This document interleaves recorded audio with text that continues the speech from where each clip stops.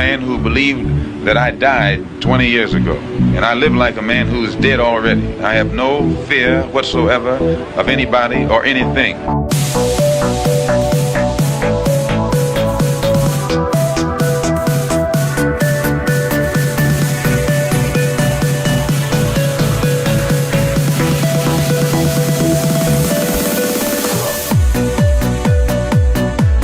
Gary Webb. I am an investigative journalist, and in 1996 I wrote a series of stories entitled Dark Alliance, which was about CIA involvement in drug trafficking.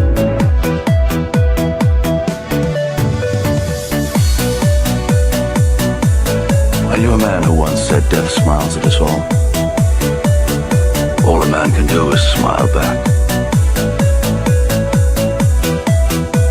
We've both been skull and bone, the secret society. It's so secret we can't talk about it. What does that mean for America? The conspiracy theorists are going to go I'm wild. sure they are. I don't know. I haven't seen the rest. Number 322. I sad duty to report this afternoon that my friend and colleague, Tim Russell, collapsed and died early this afternoon. I may die in this cell tonight or in the arena tomorrow. I am a slave. What possible difference can I make? And no official of my administration, whether his rank is high or low, civilian or military, should interpret my words here tonight as an excuse to censor the news, to stifle dissent, to cover up our mistakes, or to withhold from the press and the public the facts they deserve to know.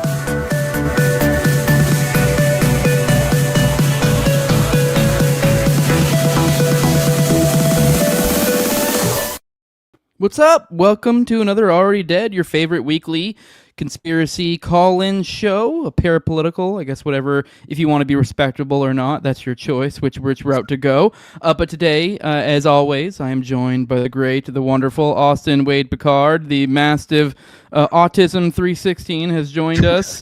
Yeah, we have another week in a weird world to go through. It's been a real bombshell for Epstein this week, but Israel ceasefire has been basically broken. We've had a wild week for sure.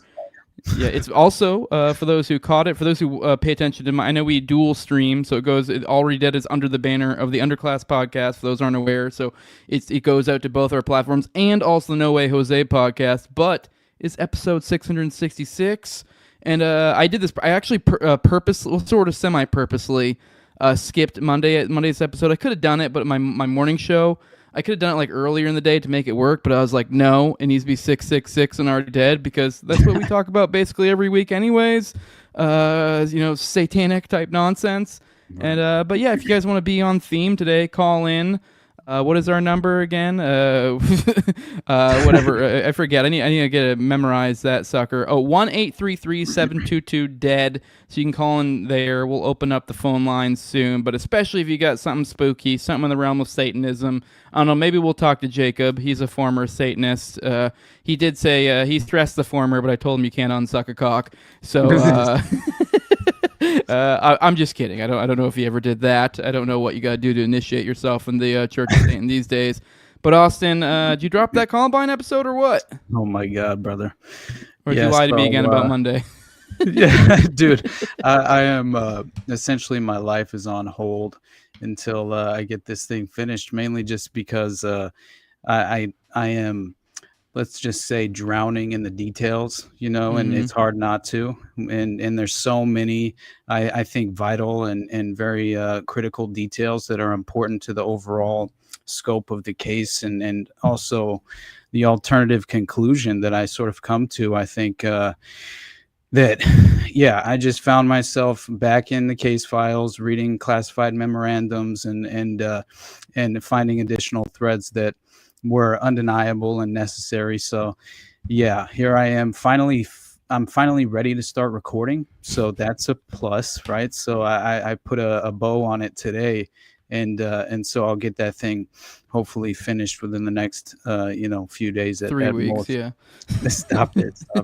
But yeah, I just know I will tell you, I'm concerned with the just the sort of total duration of what might be the potential outcome of this episode, because I'm not sure how long it's going to be, but it feels like it's one of my very longest, if not the longest. So I hope, I hope it's not over 4 hours, but we'll see what happens.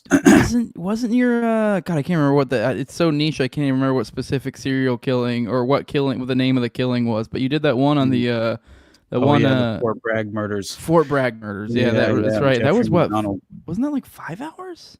That was over 4 hours, which was definitely my longest, but it's performed very well. I'm surprised, honestly. Yeah. but I appreciate it. I think mainly I come from kind of I don't know, the background of one of the core podcasts that I used to listen to years ago was Hardcore History, and Dan Carlin's Hardcore History, and I poured through every last episode he ever did, the long form content, and he had such massive series regarding ancient Rome and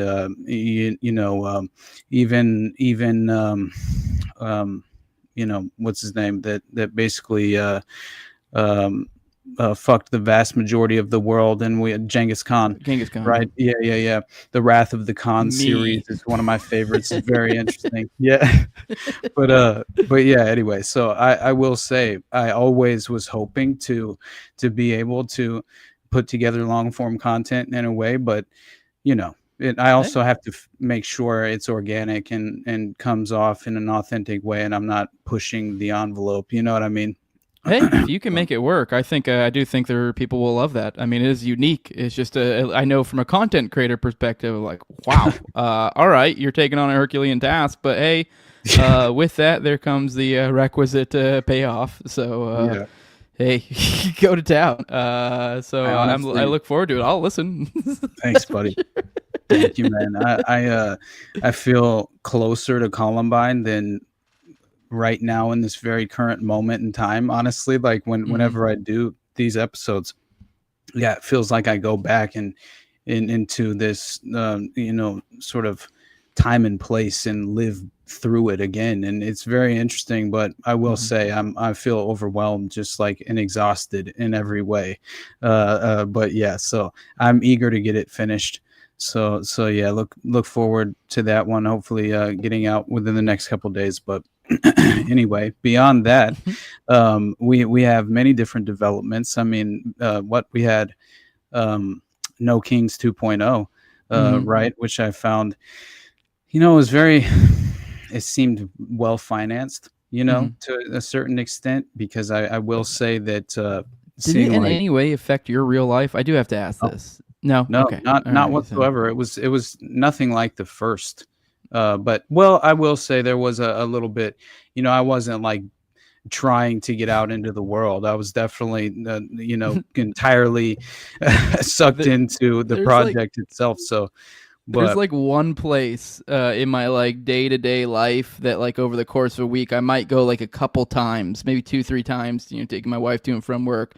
And sometimes there's this one little overpass, this one little tiny bridge where there's like 3 people where I might see with a little like No Kings like type shit. That is the extent to what's affected my life. So it's hard to take it at least bit serious. Oh, No King. We're like, okay, cool. I mean, that's why I do ask you. You're on a different coast. It does seem like out there in Cali, it's a little bit more of a big deal. It was they're taking this more serious.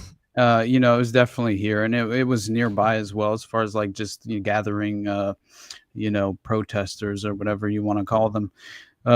But yeah, I don't know. It seems like for the most part, it was just kind of my wife noticed that clearly they were out near her workplace, but beyond that, it wasn't too much of like a hindrance on our lifestyle in any real way.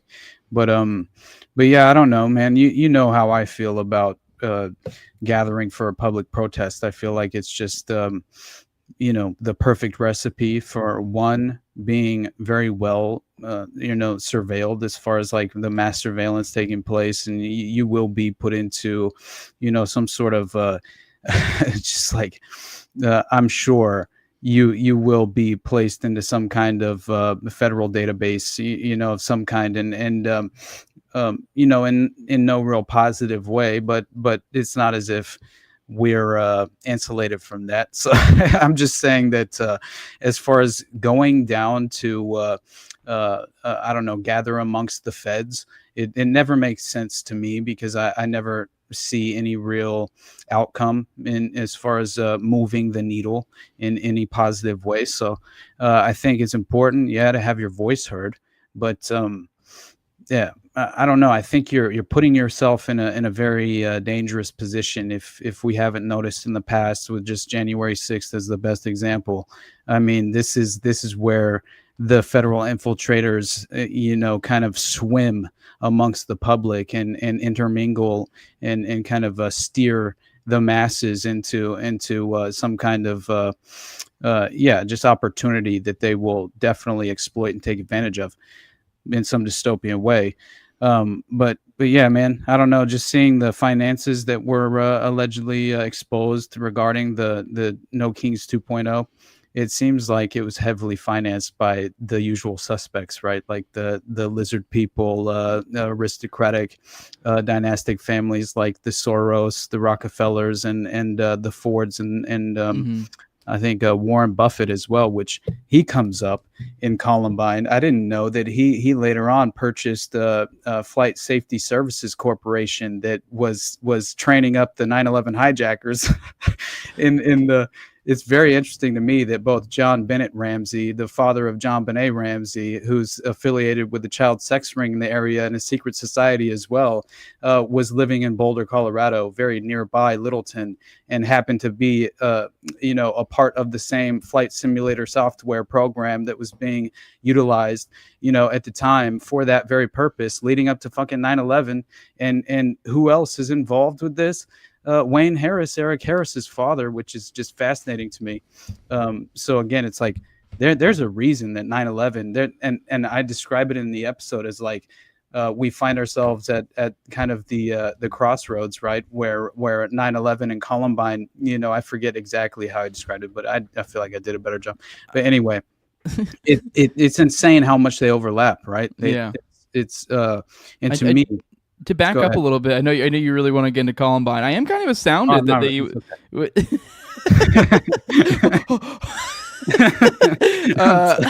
You're in like in friggin' manic in deep research manic mode. It's okay. We'll come back.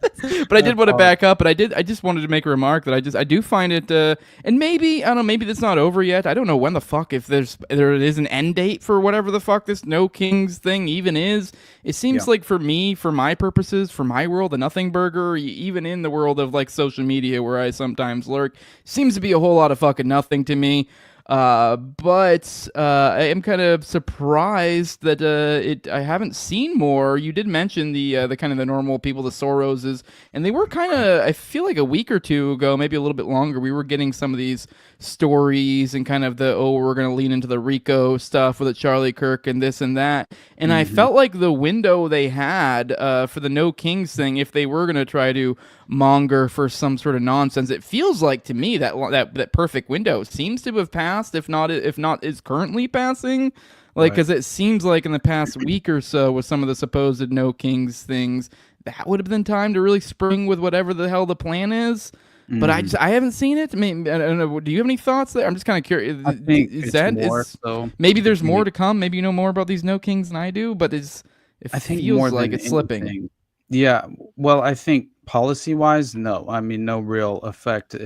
But other than but it's a perfect paradigm for them to jump on, is what I'm getting at. Like the No Kings thing. So. Oh, absolutely. And I think that that the best, as far as like in the minds of the permanent establishment, I think really the thing that it accomplishes most is escalating the psychological aspect of, inflaming the culture war in every way. And I really do see that happening as far as just the ideological preference, depending on where you side. Now, I will tell you, I think we discussed kind of my position on immigration and things of that nature. It's not really a priority in my mind, other than scaling back the federal government and the state in general. What do you have for me, to offer me? Because the vast majority of my experience is, the totalitarian tiptoe, right? And I've beyond soured on the border stuff, like to the point where I'm like a hop, skip, and a jump from like damn near. Like, while I may in theory or like aesthetically be maybe in line somewhat sometimes with some of the bordertarian types, I can somewhat backflip my way there, but it's still like at the end of the day, these are fucking cops.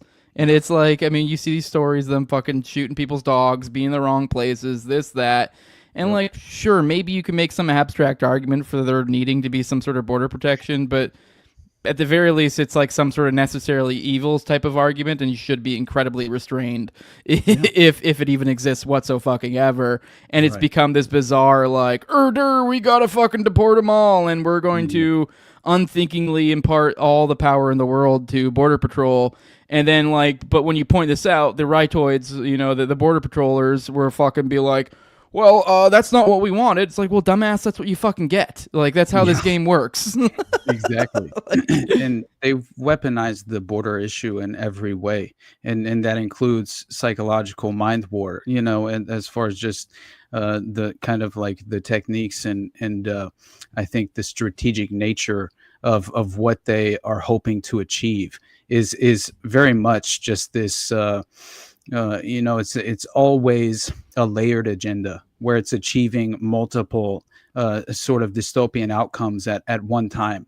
And I think that that is where I view the vast majority of the alternative media missing the boat.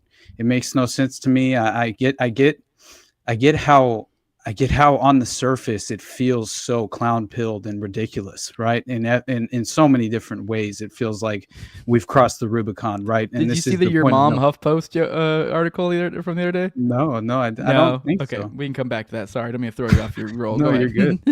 No, I just I don't remember where I was going.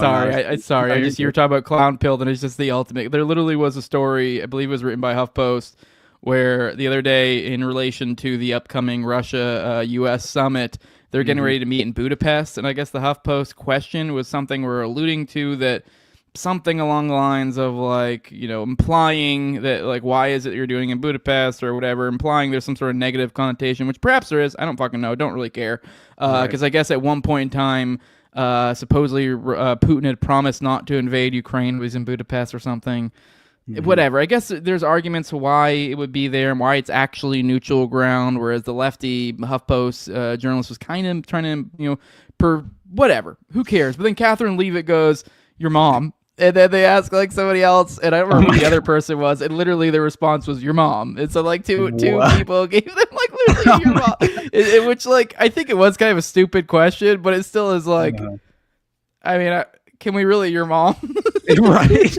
That's hilarious. No, I didn't realize this. Yeah, so there's an article that is our current paradigm where we are literally Michael Scotting it at the highest levels of government. Well, there we go, and it does that only reinforces my point, right? As far as the surface level interpretation of kind of, the political actors in the theater at large is how I look at it, and whenever I see all these members representing, like, first of all, do individual operatives who work for USAID legitimately wear USAID t-shirts at the No Kings protest? Because that's a little bit too ridiculous to me as far as to accept at face value. Because is USAID, I mean, I guess there is a USAID entity, but that's just money. Yeah. So you're saying the people who are receiving money from USAID who's that guy who went on Rogan? Shit, I forget his name now, but he and he went on Tucker as well, and he kind of like rocked the boat and made some legitimate waves. I forget, coming off the kind of just like the outcome of those two shows specifically. I mean, there's a lot of shows that you have that are a big deal, so you're not really narrowing it down a lot. At least the time frame. I cannot remember, dude. I can't remember his name, but I think Sam retweeted it or something is what it was that I saw. But basically he was there, which he himself screams of like some sort of spook. controlled asset within the media landscape in the current moment, and very clearly is just a part of the controlled narrative that's being kind of utilized in this current environment, as far as the limited hangouts that are occurring. And I think they're very much being just as far as implemented all around us. And we have, Mike Benz, that's Mike him, Benz. Okay, if you just said Fed, that's right. you were one word away from nailing it. Exactly. And I was like, I saw somebody in the chat say bald guy, and I was like, does he mean Mike Benz? Yeah, that's him, dude. Yep. But anyway, he posts like a video of like he's down at the No Kings protest reporting on the ground. To be clear, real quick, I don't know for certain. I do not assert that man is a Fed, but boy, oh boy, does he glow. I definitely do. You assert he's a Fed? I have no problem. I will state your stake your entire reputation on Mike Benz being a Fed. Fine, dude. I don't mind. For what it's worth. Mm-hmm. I mean, it's a pretty safe bet, probably. Definitely. Ask me about Sean Ryan. No, I've had enough. Now that one, I'll probably take that fucking bet. The glow comes off significantly stronger, and I feel a lot safer making that bet. Right. Mike Benz, I feel pretty damn safe making that bet, but not to the point where I'm willing to. I don't know, gun to my kid's head. I'm not saying Mike Benz is a fan. I'm with you, buddy. Well, I guess if if I'm wrong, she gets shot, then I would guess that he is a Fed. But you know what I mean. Shit. But you heed my point, right? As far as just the bottom line here is these are the sources that people are relying upon, as far as not only their algorithm prioritized, algorithm that they're receiving. As if it's some sort of custom-made model for you and you alone.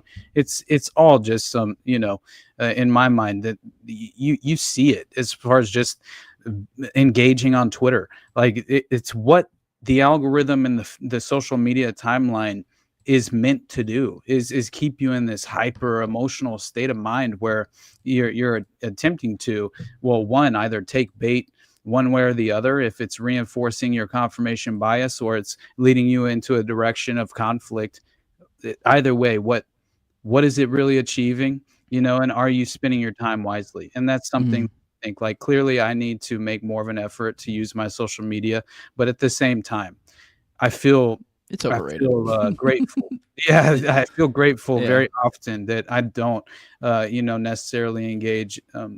I think what I do more than anything is just try and support my brothers and the people that I appreciate and know are authentic and genuine people and have a legitimate message. I do gotta say to that, for anyone who does try to build a platform or whatever, I wouldn't get too worried ever about focusing too much effort in Twitter. I mean, the larger, not that I have some mega huge account or anything by any means. I have like 11K, but the larger my account's gotten, the more I'm just kind of like.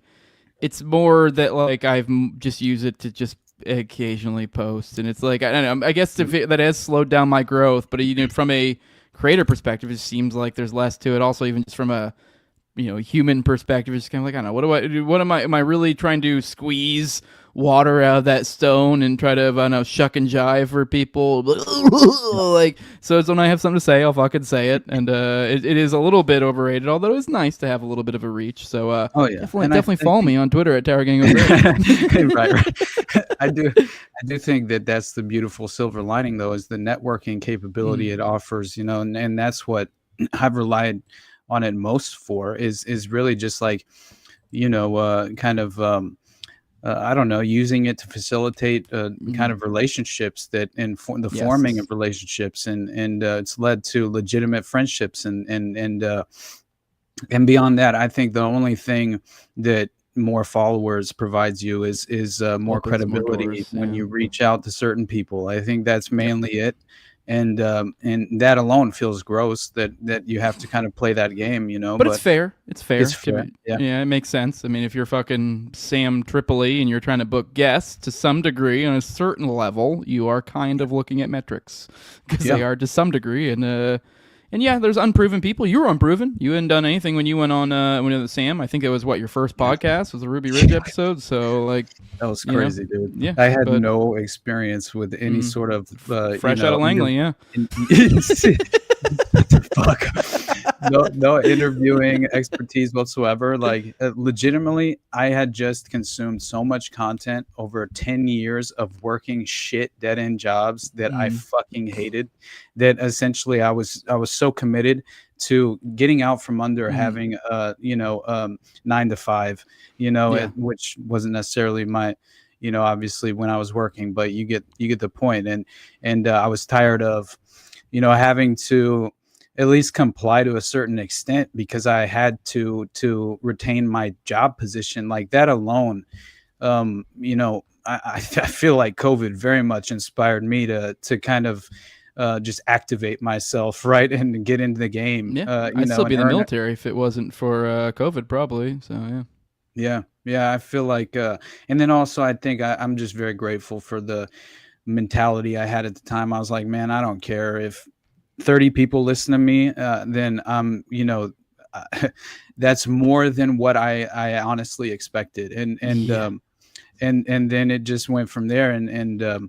But I will say it's just, I think going into it with the idea that I knew I had to earn my seat at the table and kind of put in my, just as far as like put in the effort and prove my commitment, to a certain extent, then I felt like this was one of the last remaining avenues where you could actually achieve something. You know what I mean? And so, yeah, that's something that I encourage everyone to do if you're, thinking it over and consistently talking about the idea of doing something like that. Just go for it, brother, because, that was all that I was doing. And then I embraced the mantra of like, man, stop talking about it, just don't talk about it, be about it. You know what I mean? And I feel like it always pays off. So yeah. And I mean, it depends on what your goals are, obviously. I wouldn't recommend it for just anyone, but if that's something you want to do, do it. But if you are like, I'm going to fucking be super famous and be rich, like maybe after like 3, 4, 5, 6, 7 years, if you really crush, and even then probably not, you're likely just going to consistently put in the grind, maybe grow. Some people blow up, some people don't. I mean, it really is just, but at the end of the day, just kind of do your thing. And then they, ironically, it's kind of like, I think there's some degree, it is like it's like, I've always said, the more you, it's like with being, anyone's been in a relationship for a longer time, it feels like the harder you try to get laid, like the less likely you are. It's kind of the same concept here. It's like if you're trying too hard, if you're really, if you're out there, but if you're just kind of doing your thing and you're doing what you want to do, it kind of just falls in your lap. Right. You know what I mean? So, obviously, I've said a few times that, I was so desperate to have conversations with individuals who were far more willing to engage with an open mind and also just kind of, as I've said many times, I felt so isolated because I couldn't have those conversations, and I couldn't really. I felt as if I would refrain from engaging because at first, obviously, you want to. You feel as if you can save certain people that you love and care for, and you only want the best for them, and you have their best interest at heart. But in reality, it's I think what you come to realize is that people definitely have to go at their own pace and kind of come to certain ideas, on their terms, and otherwise they won't necessarily even be open-minded to that. And also, the closer you are to some people, the less likely they are to take you seriously. And I think that's very interesting as well. Right. But it does tend to happen. So yeah, that was the main goal. And then I also just knew, like, when I consumed your content and Sam's content, I was like, dude, if I could just talk to these guys, like, we would be fucking friends. Like, I just, it was just kind of, I knew by the vibe alone that we would hit it off. At least I thought so. And so that only, I don't know. I feel like that's the one thing that I've always been able to do is kind of gauge people's, I don't know, more so like gauging someone's intentions, and also kind of like, I don't know, interpreting the character of a person, from afar. As I'm not saying that I'm always accurate, but I do appreciate that I have typically been, far more accurate than not. So At least that's Anyway, the I love goal. you, buddy. I mean, you Yeah. learn thing as you go. Who knows? Maybe I'll find out you're a dirtbag in a week. Just kidding. I love you, brother. But I don't think we've mentioned phone lines are open. So if you want, you can call in at 1-833-722-3323. By the way, if you guys catch me distracted for the Morning Dumpers crew, Jeff snuck into my main room, and so I'm distracted by him playing in the corner. I may have to sneak off and kick him out of the room at some point. But yes, phone lines are open. Austin, tell me about Satanism and Columbine, because you were spurging out like a motherfucker before the show, and so I didn't catch any of that. So you can go ahead and rehash that. This is the sort of beautiful things you guys get in the pre-show, which if you support me or Austin's Patreon, you can hang out on the pre-show and the post-show.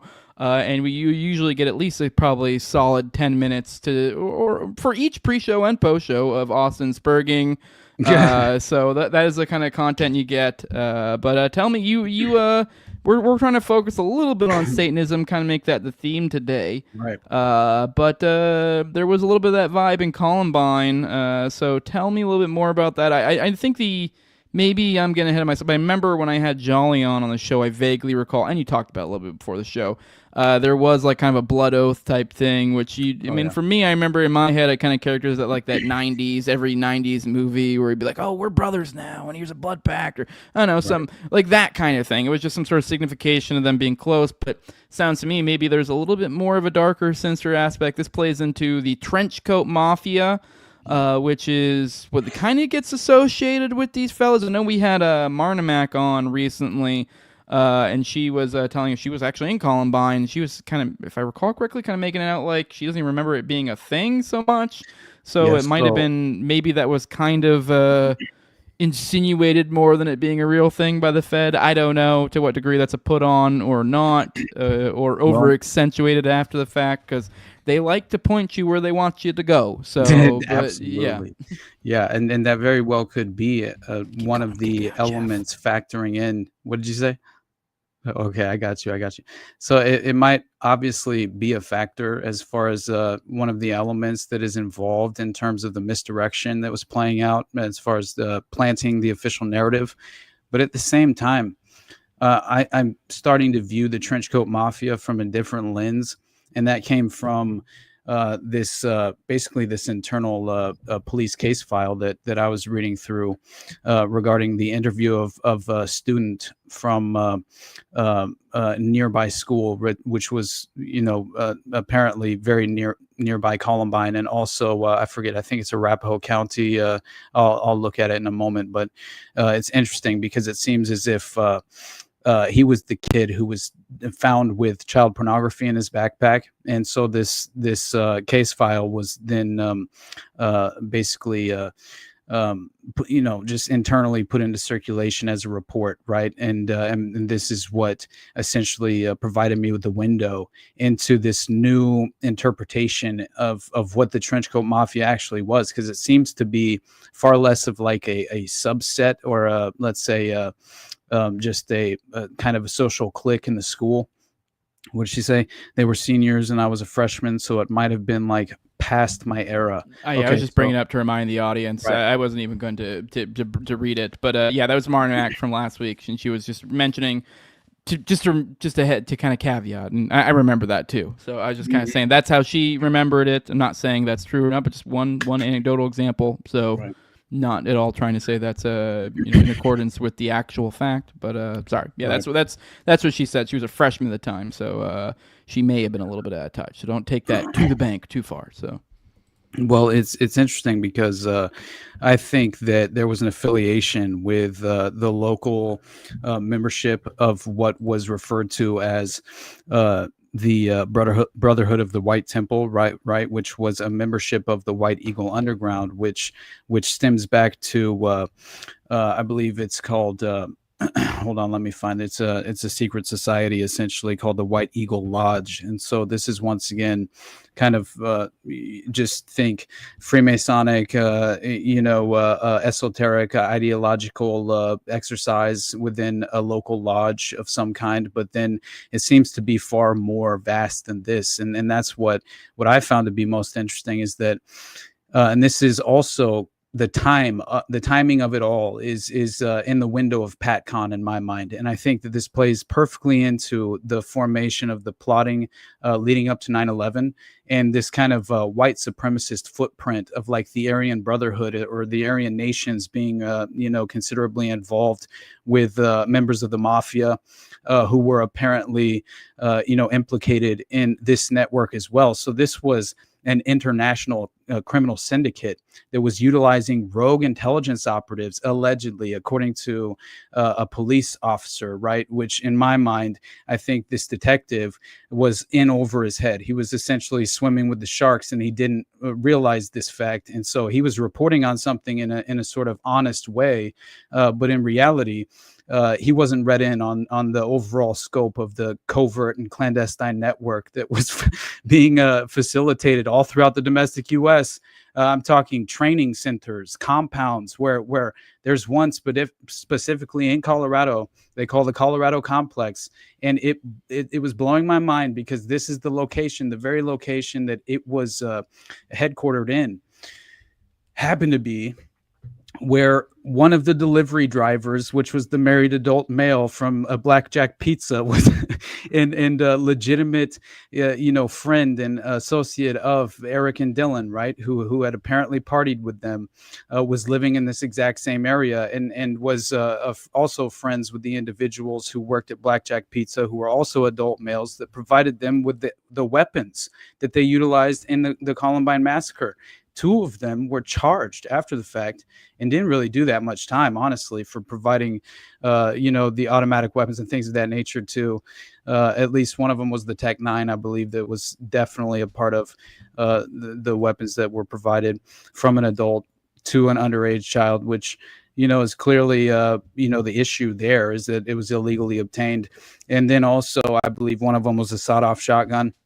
And so it's that's interesting as well. But again, I'm just considering the idea of all of the elements playing into this perfect recipe that we've witnessed so very many times, and then how it kind of manifests itself in Columbine specifically. And so you have this fellow employee at Blackjack Pizza, which is affiliated with this underground network of white supremacists, and it's called the Brotherhood of the White Temple. And so it's part of this wider network that they refer to as the White Eagle Underground, and is apparently associated with that lodge, the White Eagle Lodge. And so you look up who the kind of founder, right, of the Brotherhood of the White Temple was. And it's an individual by the name of Maurice Doreal. Okay. But his birth name was Cloud Doggins. All right. And so he is an occultist. And he apparently in 1930, this is when he formed the Brotherhood, right, in Denver, Colorado. And so he was previously heavily involved in theosophy. All Brotherhood right? of what? What's this called again? This is called the Brotherhood of the White Temple.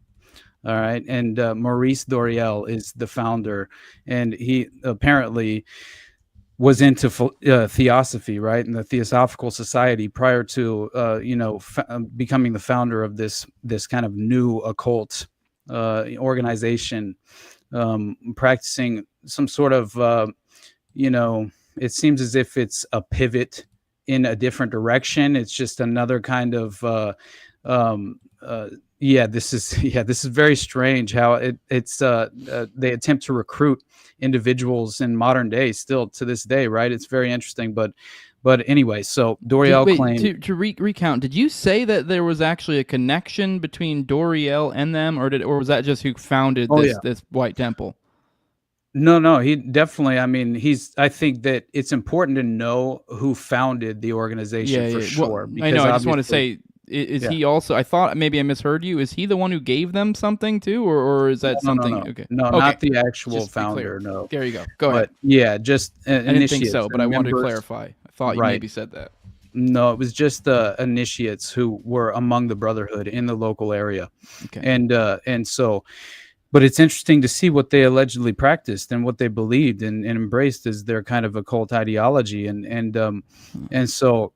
This is very strange. The origin story comes in the form of, so in 1925, this is what Doreal claims, and this reminds me of was it Joseph Smith, the founder of Mormonism? Isn't that his name? And so this is what Doriel claims, that during 1925 visit to the Great Pyramids of Giza, he discovered a set of ancient emerald tablets belonging to the ancient Egyptian deity Thoth. All right. And so he reimagined Thoth as apparently the king of Atlantis. Right. And so Doriel then claims to have translated these tablets, which he published as the Emerald Tablets of Thoth. And so this is one. Okay, this is one of those offshoots of the Emerald Thoth, whatever the fuck, Yeah, dude. Which is a whole. I don't know. I've never really taken that dive, but then you get into the weeds of like, oh, is it real? Is it not? But it's like all it is like it is like you said. It's this Joseph Smith bullshit where you go and like that's the emerald. It's just some shit that people supposedly say, and you're like, well, this is the whatever the ones from Atlantis. You're like, but that's not literally. That's just you that whatever. Anyways, sorry. Right. It's a whole weird ass rabbit hole. But go on. Sorry. Oh hell yeah, it is. And they apparently Doriel in 1931 in L.A. he claims to have met with 2 Atlanteans personally. And they took him to Mount Shasta, right, to a cave underneath Mount Shasta, and this plays into like heavily into the Tool Society and the Nazi occult because they I believe it was called the Green Order, and it was kind of the Luciferian. It's very interesting how this kind of Luciferian ideology has been kind of I don't know, twisted by various organizations that have formed, right? But then also seems to harken back to like these pivotal, kind of moments in time that they view as core in terms of their ritualistic practices, right? And core to their ideology as well. But I will say that he claims that he developed a cosmology, right, that focused on the inner earth and described underground races and claimed to have learned about all of this from the Atlanteans, and then he developed theories of an underground serpent race, which I found interesting. It's just straight up telling you right here. I don't know if we still have this up, right? Yeah. Oh, you guys are still looking at what I'm looking at right here. Kabbalah straight up says it. Go on. That's what it is exactly. Yeah. And so when he also incorporated extraterrestrials into the ideology at a certain point whenever they were in vogue, which I thought was interesting as well because it seems to fit the pattern. And then he goes into the idea of that basically he claims that the second half of the 20th century, the serpent race would ally with the Antichrist, and he believed that there were 3 types of flying saucers, including one piloted by these serpent people who were once icebound in Siberia, and then defrosted and replaced and overthrew the communist regime in Russia. This is all a part of the lore. This is so crazy because as we're going through this, it just makes me think of it. It really makes me feel like that, like maybe. I mean, I was about to say this. It feels like all of like Satanism, or not even Satanism, just whatever this generic belief systems that spring up, whether it be Temple of Set, this, that. They all just kind of feel like at their core, they're all kind of the same thing, and it's kind of like a Jordan Peterson lecture, and that like it kind of brings us all back to archetypes and base symbols and stuff, and he does kind of get into talking in fucking circles and gobbledygook, but he does kind of bring it all to archetypes, and if you do look at all of these kind of as that, they are like as you're talking, I'm looking through this metaphysical church shit, and it is. I mean, you mentioned Joseph Smith, Mormonism, kind of the tablets, this, that, and then even the fucking, the Emerald Top, and it is like as I'm looking through this, it's all the same. Like it's all these different, and not even while I am a jaded, kind of atheist, agnostic type or whatever, and so I am apt to find myself being like when people are like, oh, cults, I'm like, well, technically any religion to some degree is sort of a cult. But there is with these specific things, these offshoots, these Temple of Sets, these fucking Brotherhood of White Temples. It is at its core. They have the same, and I don't know if I can necessarily give specific word to the things of each, whatever, but they have the same base components, I guess you could say, and they are definitely distinctly different from like your typical, maybe your base religions, or at least the way they're practiced. In very, very much structured differently. Belief systems are different, and it is something very characteristically set apart from your normal religions. Where it is like, I'm looking at a fucking strong ass glow, is what I'm looking at. Absolutely. So dude. yeah. At every level of this, and it's also strange because, and it was Sedalia. I don't know if that's how you pronounce it, but Sedalia, Colorado, is the I think what we should focus on in terms of it's only 14 miles from Littleton. All right, this is very interesting because that's where allegedly the Colorado complex was headquartered.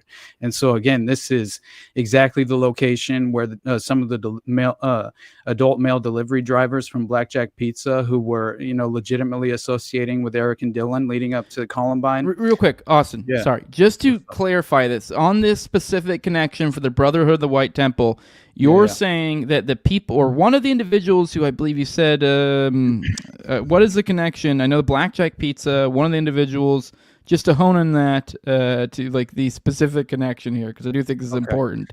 What is the specific connection? Just real quick, and then just get back to where you're at, because I just wanted to, just for the audience and for myself, I want to know this. Right. Yeah, I think it's important because I had mentioned his name last week. He's the individual who was involved in that 2008 plot to assassinate Barack Obama. Yes. Right. And I think that's very strange because, and again, I detail all this in the solo project that's coming out soon. And it's very interesting. His name was Nathan Dwayne Johnson. All right. And he specifically, it was the adult male Blackjack Pizza delivery driver who associated with the Brotherhood of the White Temple because he was clearly involved, I believe, with Theron Gartrell and Sean Adolph in practicing these white supremacist ideology, at least the ideology that is being represented by this local chapter, which again, this is a network that supplies weapons and training as well. So and methamphetamines and drugs, right, distribution are involved. Just think the age-old playbook of Iran-Contra and everything that we've kind of witnessed in terms of its manifestation all over the domestic U.S. Most recently, remember in the Atlanta child murders, Hartsfield International Airport, where that alleged mass shooting was foiled. The plot was just foiled like within the past couple of days. And I thought that was very interesting. But anyway, so yeah. This individual was definitely one of, I believe, the Blackjack Pizza associates that were affiliated with this local chapter of the Brotherhood of the White Temple and the White Eagle Underground, more specifically, because that network is the wider, vast network that is kind of providing the umbrella of the facilitation and the distribution and things of that nature, right? The recruiting as well, because so much of this was having parties, recruiting young people. It goes to show that the Trenchcoat Mafia, I'm beginning to realize, is much more of like this kind of organization within the local area that's represented in geographically, and also is given. There are distinctions between the groups of Trenchcoat Mafia members that apparently, are affiliated with. They even have separate names based on their geographical location and things of that nature. But we'll get into that as well. I just think that, to cover the fact that clearly, I believe, Nathan Johnson was heavily a part of this wider network. And that was even suggested whenever they investigated him during the 2008 plot, right, to assassinate Barack Obama.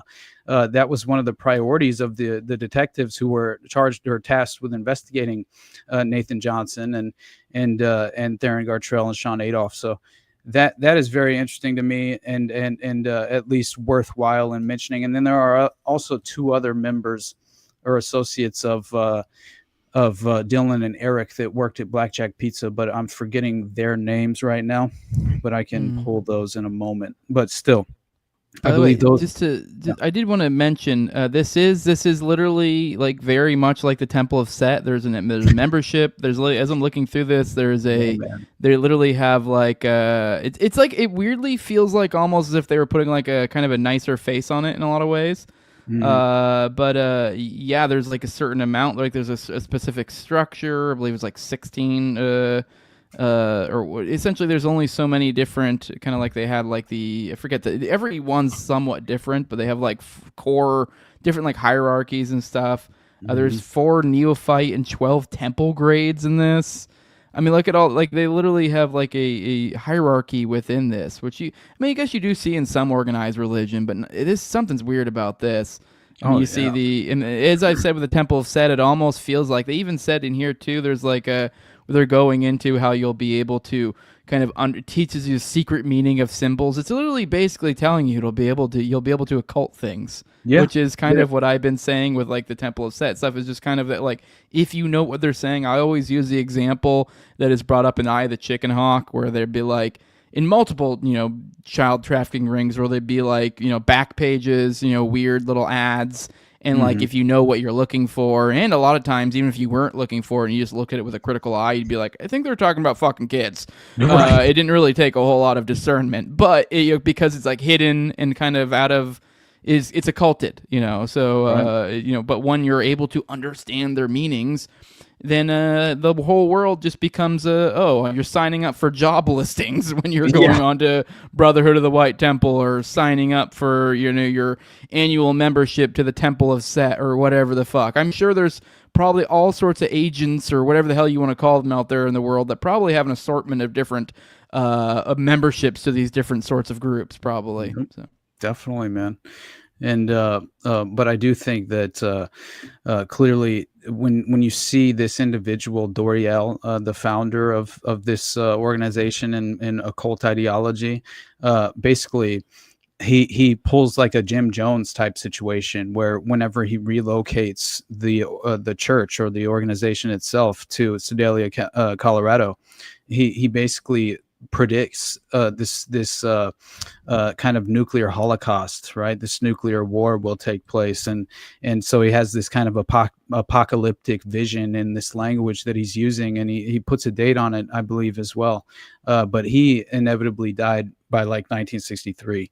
But still, I thought it was, critical to kind of at least explore the origin story of this movement, because again, what does it do? It instantly reminds us of the pattern recognition that we consistently witness in terms of the temples of Set and the Discordianism and all these various occult organizations, which were, in my mind, they kind of like they were strategically leveraged against the public and went public through various scandals or high impact events at a certain point, or even just. I mean, I wouldn't say that this specific organization ever went very public, honestly, other than their recruiting techniques. And to this day, it's interesting how they attempt to recruit people. And apparently they promote themselves as a metaphysical church studying the original Gnostic teaching of Jesus and the secrets of alchemy, Kabbalah, and the Akashic records, right? And so then also they have a recruiting pitch. Join the Brotherhood of the White Temple, a correspondence church that offers a series of lessons on occult, metaphysical, and spiritual science.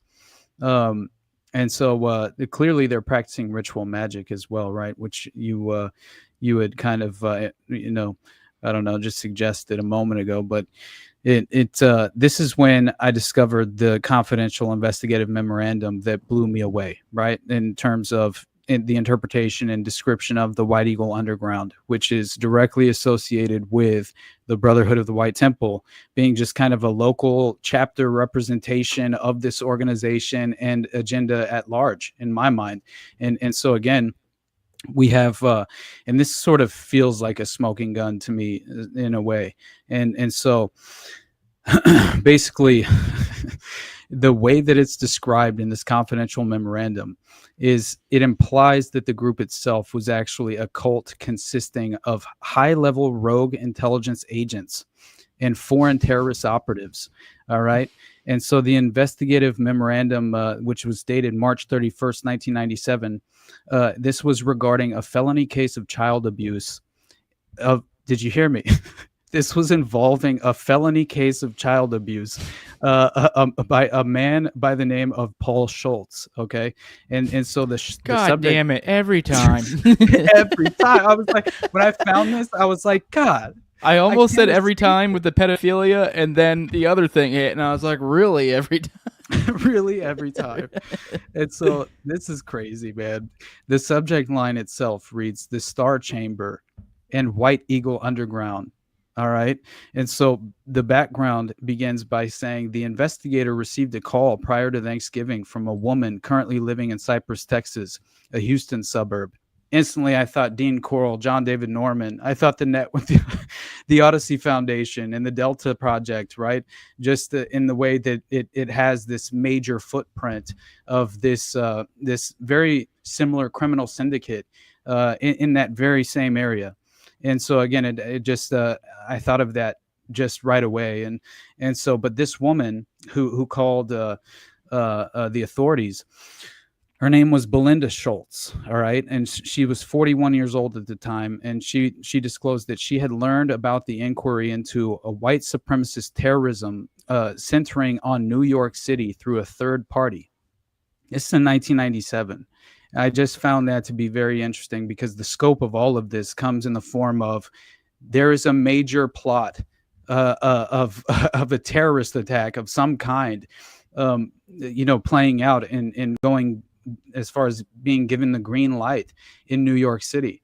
And I couldn't imagine being one of these investigators, right, after 9/11. And leading up to this, for years, you've been suggesting that there's this very well-established and entrenched network of intelligence operatives that they view as rogue, that are attempting to attack the domestic citizenry of the U.S. But in reality, I think we already know what we kind of interpret that network as, and their overall agenda of strategy of tension that they seem to implement at every turn. So yeah, apparently one of the psychotherapists that was present at this Dallas office where an investigation was being conducted apparently relayed information about the inquiry to a cult investigator in the Houston area who knew Mrs. Schultz and was close to her at the time. So then she relates all of these details to the detective of her case, and basically says, and this is according to the investigator, he says she did this in a manner that sounded extremely professional and credible. The details seemed to match the general picture with which the investigator was working in Texas. She also faxed numerous pages of background information, including a police report. And this centered once again around a felony child abuse case with charges filed against her ex-husband, Paul Schultz. And he was residing in Brazoria County, south of Houston at the time. And so this man, her ex-husband, had allegedly sodomized her son, Nicholas, who was 6 years old at that moment when this was reported. And so he sodomized Nicholas in a severe manner over a period of many months. And the sodomy had allegedly taken place in the context of, quote, satanic and or, quote, Luciferian cult activity perpetrated by associates of Paul Schultz, the father. So the cult is apparently also, it's described as a neo-Nazi in its political aims, and seems to be associated with terrorist planning, particularly bombings and assassinations. And so then you have child witnesses repeatedly describing personnel that was affiliated, or at least a part of the White Eagle Underground, wearing Nazi uniforms. Oh, we got child fucking Nazi Jews again. God damn it, Gladio, cool down. It never ends, bro. It never ends. And so they're wearing these Nazi uniforms and insignias, as well as portraits and acts of venerations for Adolf Hitler. And so over a period of 2 months, beginning in mid-January 97 and continuing through March, The investigator interviewed numerous persons who had knowledge of the case and knew Belinda Schultz personally and Paul Schultz. And he did not directly interview the child, but he was present on several occasions when the child spontaneously offered information to his mother or was gently questioned by his mother about the case.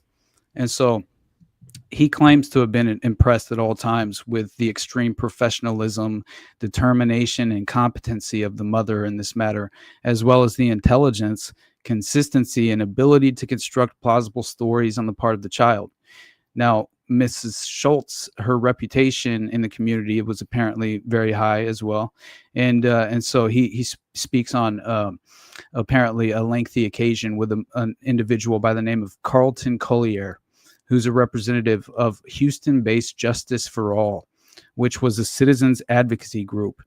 And apparently Miss Schultz had made a 4-hour presentation to that group in the summer of '96. So the group had taken a significant interest in the case and was pursuing it vigorously just prior to the tragic death of that very group's leader, Miss Pam Lynchner. All right. She died in the tragic plane crash of TWA Flight 800. I instantly thought, just fucking, hey, how about Howard Hunt's wife or anyone else who's clearly been, just wrapped up in that very strategy? You're muted, brother. Oh, sorry, my bad. I was just saying, I didn't say anything that substantive, but I was just going to say, I swear, I've read so many goddamn parapolitical books where it's like some other glowy figure is like, well, they were in TWA 800 too. You're like, yep. There's always, so anyways, yeah, obviously you point out Howard Hunt's wife, but it's just funny. It's like a kind of like Jonestown when you find out like, how the fuck, oh, and they got this one spooky person over there, and they got this other spooky person over there, and you're like, what the fuck? How does this even happen? Oh, yeah. This is one of those where they just kind of, I don't know, they somehow manage to kind of round up all the things they need and pop, and it's bizarre. Yeah, exactly. And yeah, go ahead. This is really the moment where things get interesting, but we can shelve it for the intermission if you want. Yeah, actually, that would be. I figured now we're at about an hour. I figured maybe we'd cool down and maybe start shifting gears over to maybe we'll bring on Jacob to talk about his time in the Church of Satan or whatever. Cool. But I do also remind you guys, call in 1-833-722-3323. We're kind of, I think, changing up the format a little bit. I think we might stick with this where we just keep the phone lines open pretty much the whole episode. Maybe like give it like a couple, like 10 minutes or so, usually at the beginning of the show, till phone lines open up. And then the second half of the show, we will take calls, but we'll also bring on patrons. So for any of the paying customers, I see a good deal of you guys back there. You guys are welcome to come on and hang out with us, field calls, shoot the shit, ask questions, whatever. That is your prerogative as a supporter of me or Austin. So holler, just voice your willingness to come on in the private chat. I know a lot of you guys don't even want to come talk. You just like to hang out.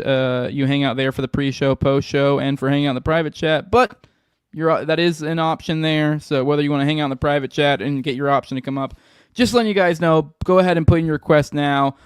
Jacob, go ahead and roll that beautiful bean footage. We'll be back in a few minutes. And go get a drink, go pee, go do whatever. Enjoy this beautiful edit. This program deals with devil worship and satanic beliefs. It contains explicit scenes and descriptions of violent crimes and rituals. Because of the program's theme and controversial subject matter, parental discretion should be exercised.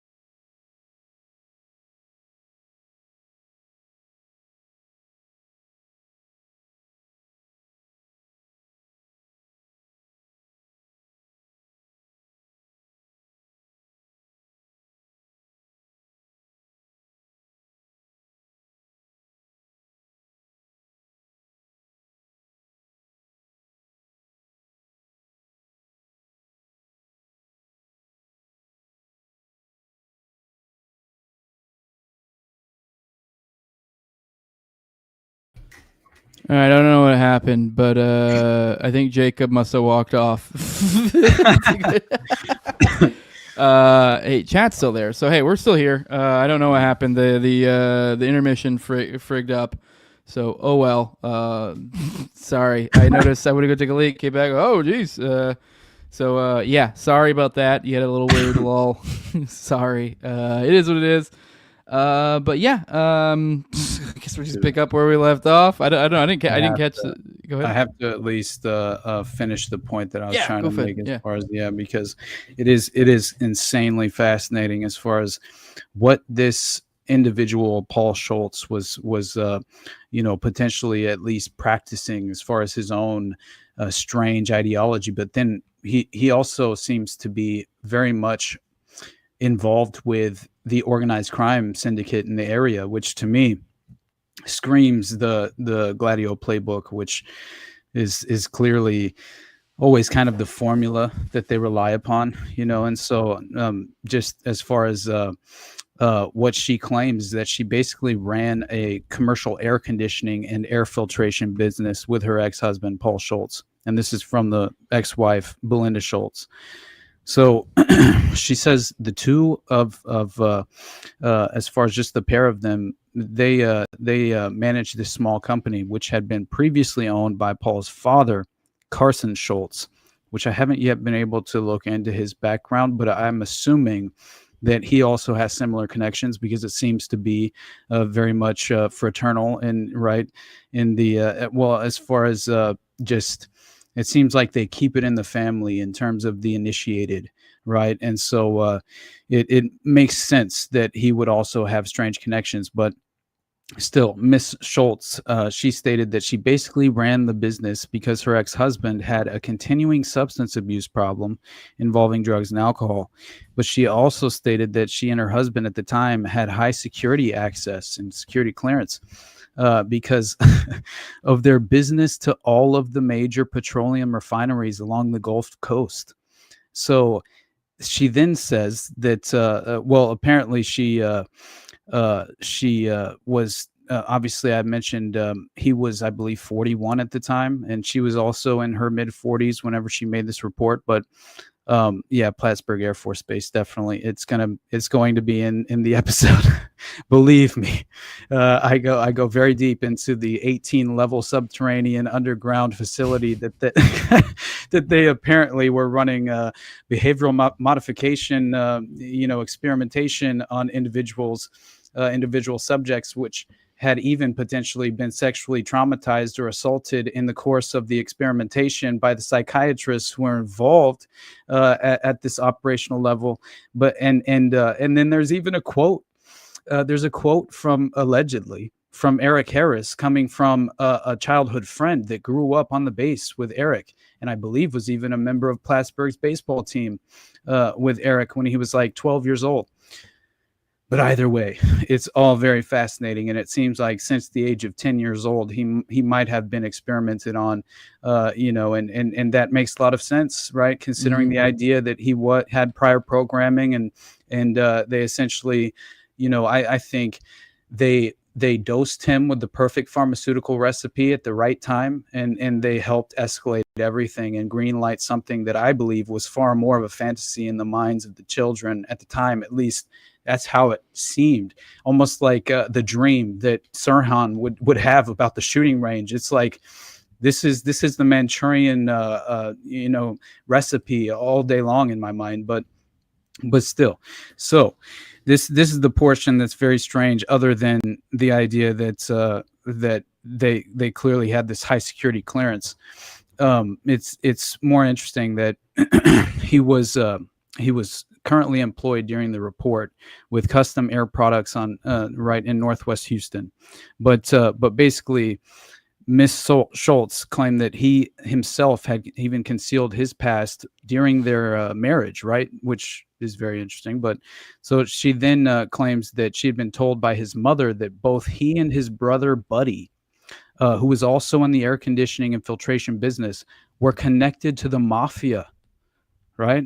And so this is when so Nicholas Schultz, right? He's the young child who apparently, according to the detective, his IQ hadn't been tested, but he seems far more intelligent and articulate than most children of his age, which tends to be what people claim about these traumatized and sexually abused children, is that they kind of like, they're forced to develop more of an adult personality at a younger age. And that is why I think they fractured the identities through dissociative identity disorder and create the alters in order to maintain a certain, because I believe through whichever alter that you activate, you essentially, through the layered programming, you can basically cause the victim to, which we had mentioned in the Dutroux case itself with Regina Louf, and the idea that the theories, the wavelengths, the different types of the basically her alters would be various ages, right? It would and have different identities attached to the alters themselves, and one of them was essentially she was just behaving as a prepubescent child, right, in every way, and yet was entirely open and suggestible to whatever sort of sinister proclivity of the perpetrator. But either way, it's very strange that this kid was at least kind of described as being very high IQ or at least overly intelligent for his age. But then you have and this again, it's this is all coming from and being related by the mother, but it looks as if she was 100% credible in basically every way. And so anyway, Paul Schultz, right, through his family history and connections, was apparently associated with the leadership of the White Eagle Underground in the Houston area. So there we go. Instantly, you have that component of through his family history and various connections that had been, made prior to. So I definitely believe that there's some sort of involvement by the father to some extent. If this is a family that's engaging with the mafia, that in itself is interesting. But yeah, we've talked on this show, I believe, and I covered it in my series. And the Lanza, actually, I don't know if we did cover in the series. Actually, think about it. Sandy Hook Lanza's family has a lot of mob ties as well. Obviously, we've talked in this show the LIBOR scandal connection. So there's so many goddamn little webs that we can connect. Yeah, John Benet Ramsey's father, John Bennett Ramsey. He by the way, he goes to Atlanta right after John Benet Ramsey and that insane scandal, and that was during the Atlanta child murders, which is very interesting because one of the key investigators, which helped cover up the John Benet Ramsey case, helped cover up the Atlanta child murders case, which is crazy that he was skipping around from Colorado to Atlanta to Houston during the Dean Coral. So every single layer of this seems like they have these assets in place that they will then, at least they will then kind of tap them to infiltrate the overall kind of the wheels of justice that are clearly going to be, but you get the point. It's just fascinating to me that there's so much of what we have seen. You know what I mean? It's the pattern recognition screaming out from the rooftops, right? And so anyway, this White Eagle Underground, he's involved with and associated with the leadership, and so this is apparently when you have. Nicholas, right?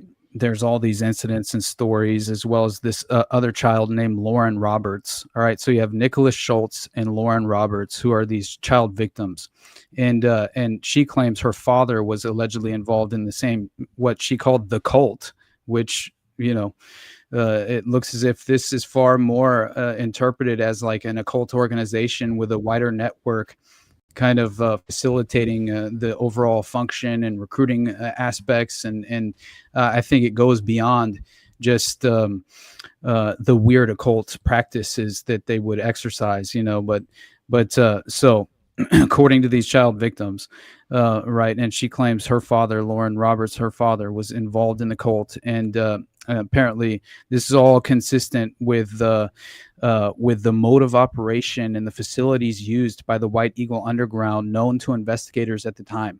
This is in 1997. And so the investigator was able to identify one facility which the child and the mother thought was in Texas, but in fact was in Colorado. Which I thought, again, right? You have a footprint, and so that facility was in Sedalia, Colorado, and was known as the Colorado Complex. And as I mentioned before, Sedalia is only 14 miles from Littleton, right? It's like a 21-minute drive, and so Mr. Schultz apparently took Nicholas to meetings at these various facilities used by this White Eagle Underground for social and religious reasons, instead of political or strategic purposes, allegedly. And so because of the child's alleged pure Aryan bloodline, he was apparently tapped at an early age for leadership. That fits directly in with the Christmas Adventurers Club from, right, that I mentioned Sean Penn's character joins in one battle after another that we were talking about a couple weeks ago. It's the exact same profile as far as this kind of Aryan bloodline being a priority and focused on, and this cleansing of the right, as far as just re-implementing the dominance of the Aryan race. And it's a very strange ideology that they're practicing, but it does seem to be centered around this, strange race war ideology of some kind, which kind of plays into even Manson to a certain extent. You know what I mean? As far as playing up the context of Helter Skelter and in this right, this apocalyptic race war, but anyway, so it was due to his Aryan bloodline, right, that he was chosen and tapped for early age for leadership. So the child describes incidents where adults in Nazi uniforms actually prayed to him. He then described conversations with a woman named Lilla, or Miss Lilla, all right, and she offered to be his stepmother after his natural mother had been killed in a ritualistic sacrifice. So they were planning on killing Belinda Schultz. So this is according to Belinda Schultz. Nicholas, her son, had identified Miss Lilla as none other than Lilith Aquino, Michael Aquino's wife, right, from the Temple of Set, the high priestess. And so that to me, right? How do we find Michael Aquino once again, right, reappearing and resurfacing in this context? And so Miss Schultz seems to have been purposefully selected by both her ex-husband and the cult for the breeding of Nicholas because her alleged bloodline. Right? I mean, what are we doing? And the nature of that bloodline is apparently Miss Schultz. She claims neither her parents seem to be aware of what the white supremacist view was as crucial to the plan of genetic engineering. But yeah, I guess it was. Who the fuck do they think the Aryans are with a name like Schultz? Is what I have to say. I know, right? And but yeah, she so her genealogy is it's not really well documented at all. But the cult apparently that they're speaking of, which is known as the White Eagle Underground, which is the overarching network, was apparently the same as a secretive group known to military and domestic intelligence officials as the Star Chamber. And this is where you have Michael Aquino very much playing a pivotal role, because the Star Chamber was the decision-making cadre of the White Eagle Underground, and consists of high-level intelligence agents from the CIA, the Army, and Germany. All right, and apparently Russia as well. And so that kind of made me think that makes a lot of sense as far as the representation at Waco, right? I'm like, why are all these foreign military intelligence officials present while they're gassing the Branch Davidians? It's like that seemed like some sort of operational experimentation. Okay, we're greenlighting this. Let's learn something. We're studying the outcome. And this is what we will, I think, implement going forward to some extent. But who knows? But either way, this the star chamber, right? Is the children described these How men in many military points are uniforms. on this star, Austin? So I haven't gotten a visual of it, but I know that they apparently refer to themselves as first star and second star and etc. Right? They would and this is what the children described, where the men would refer to themselves that were in the military uniforms. And so, according to this highly reliable source, based on the detective, the nomenclature used by Star Chamber, this is exactly, it's apparently a textbook for what they have used in the past. So it seems as if the children were accurate in that assessment and in that test as far as what they testified to of witnessing or have witnessed. But and so even more interesting is that the children described circles of stars at the facilities, which were the emblems of the Star Chamber. And the Star Chamber it was apparently implicated in various covert operations over the years involving drugs, weapons, even child slave shipments from Latin America, particularly Mexico. And this matters in the context of Nicholas Schultz, because the connection comes in the form of a Star Chamber operative known as Tenorio Luga. All right. And so Tenorio Luga was apparently a homosexual lover of Paul Schultz, the father and perpetrator and ex-husband of Belinda, and member and leadership of the White Eagle Underground. And so Luga is Tenorio Luga is the homosexual lover of Paul Schultz, who is bisexual in his orientation, according to the detective, and was allegedly involved in the sodomization of Nicholas. So Mr. Luga was known personally to Miss Schultz and other members of the Schultz family, and is also known well to the ATF in the Houston area, apparently, and has been under investigation consistently for weapons stockpiling and threats of bomb making. And so the investigator was shown a mugshot of Tenorio Luga by one of the ATF officials.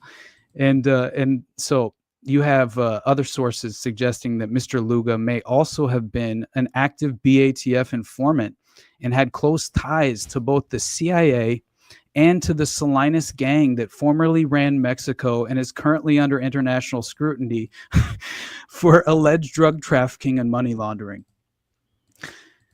It is unclear whether Mr. Luga is a Mexican national. It has also been suggested that he may be Arabic and from a country in the Middle East, such as Libya. Because the children described repeatedly having seen stockpiles of advanced weapons, including planes and helicopters, it is likely that the White Eagle Underground, under the command of the Star Chamber, is planning major assaults on government facilities. This was all reported by this investigator. It's just insane to me that they're talking about an organization apparently committing and launching biological and chemical warfare to fulfill these threats by these militias, right, and ties with the Aryan nations and the local mafia in the area. But yeah, it seems like the command center for the operations was potentially Houston, or just in the Texas area, including the Texas Perfection Ranch, which I didn't look this up. You should try and look that up right now. Yeah, I'll look it up right now. Texas. Say that again. Texas what? The Texas Perfection Ranch. That sounds spooky. And Nicholas claims to have visited this place, and it's southwest of Montgomery, and Montgomery, Texas. Yeah, Nicholstone on the Bayou, and was a large antebellum home. And it was in Dickinson near NASA facilities, right? And so, yeah, it's very interesting. And it seems like there was even a prior memorandum that was filed October of '96 that talked about this terrorist threat against New York City. And it's honestly mind-blowing, right? I think there may have been I mean, I don't know if this was purposeful or not, but I'm looking here and there's there's neighborhoods in Montgomery, Texas called on Perfection Ranch. I believe they almost also looked like there was like a real estate thing of Perfection Ranch. So I don't know if this is some glowy something where, they kind of, make redundancies, so it's hard to find what you're looking for. Right. But or I don't know, maybe was this a specific location, or was it a neighborhood, or? Yeah, it straight up says that this was an antebellum home, right? That was that was essentially in Dickinson, I believe, is near these NASA facilities, and it was on the bayou, right? And apparently, I don't know, it seems pretty horrifying if that description is accurate. You know what I mean? Like it seems fitting, some sort of plantation home that's committing, ritualistic child abuse and fomenting some sort of terrorist plot by on behalf of the Gladio network in its modern form. But that's at least how it screams to me as another clear window into how these how these operations come to fruition, and so again, I'm not at all shocked, but my God, the level of involvement with Michael Aquino even making another appearance, it just goes to show how I think this has been so well established and deeply entrenched for so long, that I think the kind of the powers that be, the individuals who really are this kind of aristocratic cabal, it fundamentally leveraging the political puppets, right, to kind of benefit the ultimate agenda, when in reality they're just kind of pulling the strings so they dance and cause distractions and more than anything keep people from fundamentally acknowledging the root cause and what's truly playing out. And that's why, I don't know, it kind of comes off as especially when you witness the additional thread of the kind of reinterpretation of the Trenchcoat Mafia in Littleton and the surrounding area, then you begin to really question, I don't think it was some social clique in the school at Columbine alone. No, I think that it was much more a sort of influence operation of some kind. I was seeing people in the chat and today and yesterday, or not yesterday, last week, that I recall saying that the Trenchcoat Mafia was more than just like an individual concept at that school. There was like I don't know if that's what it was called at a lot of schools or what, but I guess that is kind of like that was kind of like a thing. Maybe I'm wrong. I don't know. It was a little bit before my time because I was born in '91. Columbine was like a little bit before, so I can't really vouch for whether that was in the culture, but that's what it seemed like a social fad of some kind. But it seemed a little more organized at certain layers of the kind of group in the area, and I think that is where you have the kind of adult co-conspirators that play a role more so, because there was an individual who's a member of the Trenchcoat Mafia shot out in front of his home, which is one of the homes that Dylan and Eric were partying at leading up to Columbine, and they allegedly were the more violent faction of the Trenchcoat Mafia in the area, and were kind of much more focused and prioritizing just some kind of legitimate violent plot of some kind, and beyond that, it seems as if they played into this idea that they were modern vampires that required bloodletting ceremonies, and that they needed to it was a requirement to shed blood, and initiates at the leadership level had to also obviously have this kind of bloodletting blood ritual ceremony to become initiated, which it makes sense as far as the kind of cannibalistic factor that played into Eric Harris's journal and his personal diary, because he like fetishized or like fantasized about raping a girl and then cutting her up and eating her. And it was very interesting, but it played into the idea of normal growing pains. Yeah, what are we doing? Doing? It's confusing time. You have new thoughts coming in. All these new feelings. Yeah, body's changing. Meanwhile, everyone else is describing them as normal kids that they're having typical interactions with. But then you have the the outcome of these journals being made public. And really, when I read through them, it does seem to provide it like if I were in the CIA writer's room and I was trying to orchestrate the most palatable narrative that would serve every last interest that you hope to implement on the back of such an event, they did their job. That's like, let's just say that it was genuine and organic, and that they were. I view Dylan as being in a dissociative state when he's writing in his journal a little more often than even Eric. Honestly, I'm not sure, but yeah, it definitely it should give you pause and raise some red flags. But the Trenchcoat Mafia description that came from that kid who was a student in El Paso County, I believe, and essentially that was the El Paso County Sheriff's Office that filed the case report regarding this, and this was in May of '99, leading up to the massacre. And this kid gets caught with child pornography in his backpack after he gets in trouble. And so he's a student at Mesa Ridge High School. That's the high school. And so it's a local high school that's not far at all from Columbine. And so he talks to the authorities after they discover this child porn in his backpack. He talks to them about knowing members of the Trenchcoat Mafia. And he claims that he actually saw Dylan and Eric right at a party the weekend before the shooting. And there was even, there were local investigators just after the massacre happened that were investigating the idea that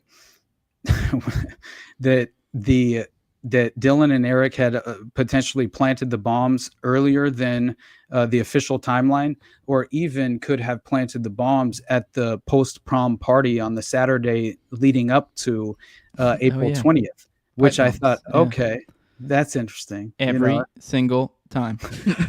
Pipe bombs. It's always like such a common component. Mm-hmm. In any glow op, you need a pipe bomb just to round it out.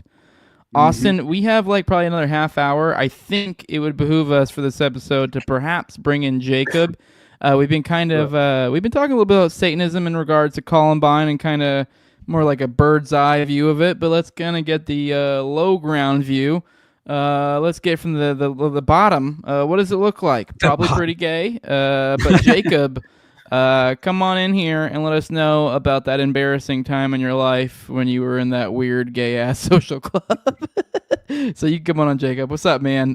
Tell us about that time. I know you can put whatever caveats. Hey, I was going through a rough time. I was really sad. My mom died. My girlfriend dumped me. Whatever the excuses are here, because I know I would have to have some that I would lead anytime I went into this. Not to dog on you too much, but how do I not? It is right. Well, I mean, I actually got more chicks, because I was a edgy atheist, So, and I was dark. I was dark and brooding, and but I mean, so I grew up in the LDS church. I left about 12 or 13, 14. I was growing my hair out, just starting my rebellious phase. And I had about shoulder length hair. And I was at church one of the last times I went, and I was standing in front of a picture of Jesus. And I had this, 80, late 70s, early 80s, something-ish guy come up to me. Somebody I had an interaction with before, but he came up to me and called me a long-haired faggot right to my face. And I remembered because I turned and I looked, and like I'm standing in front of a picture with Jesus who has like way longer hair than I do. And I was so blown away. I couldn't rationalize it. So you proved him right and joined the Church of Satan. No, you long-haired faggot. That actually took a lot longer. I actually was not a member of the Church of Satan, but I was a full practicing Satanist. Right. So you don't have to be a member, like a card-carrying member, you to just be need a to accept Satan into your heart. Yeah, into your black heart. Yes. Yeah. Which branch or like ideology appealed to you as far as when you were practicing? You know what I mean? I'm just curious. What denomination of long-haired faggot were you? Everyone always starts out with Levian Satanism. Yeah. Like that's just where everyone comes across, because the whole point to Levian Satanism is actually like an on-ramp to this entire world. Like that was the whole point that Anton LaVey started it, but most people actually just stop there. So that's just kind of where it is. But now you've got different organizations like the Temple of Set or various different like offshoots all across the country, all across the world. And depending on which one you end up in kind of depends on how serious you want to take it. You know, do you actually want to sacrifice animals? Do you want to be a leader of a cult, or do you want to like whatever you want to do? So it kind of like separates the people who are just edgy atheists from the people who actually take it serious. Yeah, who really wants to get domed up by hordes of fat goth chicks. Actually, being fat is actually a satanic sin. Oh, okay, that's interesting. Yes. So being stupid is a satanic sin. Being gullible is a satanic sin. Not taking care of yourself is a satanic sin, which is why you find a lot of Satanists who are incredibly egotistical, because they legitimately believe that they are better than others. And it comes down to, you know, the belief system that is taught. So, and it is a rather like anti-human belief system. People, you know, believe that most people are just useless eaters. So, I mean, just to be very clear, I'm just messing with you and having fun. No, I don't care. I mean, sorry, the chat's having fun with it too. Skinny goth chicks with 6-inch clits in the chat. Sorry, that's the least gayest thing I've ever done. So okay, but in all seriousness, while we're goofing, what kind of vibes are we talking about with Satan? I mean, I know I vaguely, as I do mention, I did weirdly have a period of time around the time I guess I could say I lost my religion, where I did get weirdly into like philosophy in that, but so it did kind of butt you up against those sort of people, because it is kind of a lot of the atheists do get into that, and it's like it's sold as a, you know, kind of a community, and so like part of, you know, the logic is, you know, one of the positive things of church is a community that comes with it, and most people don't really have, you know, some sort of go-to community unless you have, I guess, some sort of hobby or something, and most people just don't. So this is where Church of Satan comes into, but I just was always, to me, I was just like, dude, this is gay. I guess not to be redundant, but it's just... It's no more gay than anything else. It's like edgy. Well, I just meant like it's like edgy boy. It's like it's a lot of it's people. Like, yes. Well, to me, it's like, what is the point? I mean, maybe I don't get it, particularly me. I mean, maybe I just had a lot going on, wife, kids. Like I don't know. I guess maybe if I was single, if I didn't have, maybe I would have been interested in some sort of community. But it just, for me, nothing about it appealed. But I guess also the concept of church wouldn't appeal to me. Even if I was religious, church sounds awful to me. So to me, I guess the idea of like a Church of Satan, it's like, well, now we're just having the same problem, but with like people who like to wear black. And let's be real, I have a feeling that probably a lot of those people tend to be probably your social rejects. I know I do keep harping on that, but let's be real, you don't probably tend to end up. I mean, there are outliers, obviously, but like generally speaking, not the people who went through a normal life that end up in the Church of Satan, typically speaking. So I guess just kind of, how the fuck do people get, like, I don't, just more inside look, I guess. I don't really even know what the questions I'm getting at here. It's just, to me, it's always been weird. How do you even end up here? I mean, there is. I mean, you came from the Church of Mormon or whatever, so to some degree, maybe you did come from a weird spot. I guess I can understand that, but I don't know, maybe you saw. I mean, you were in Utah, so I'm assuming maybe you saw more of that, so maybe you had a different experience. But I mean, so it's incredibly decentralized as far as a belief system goes.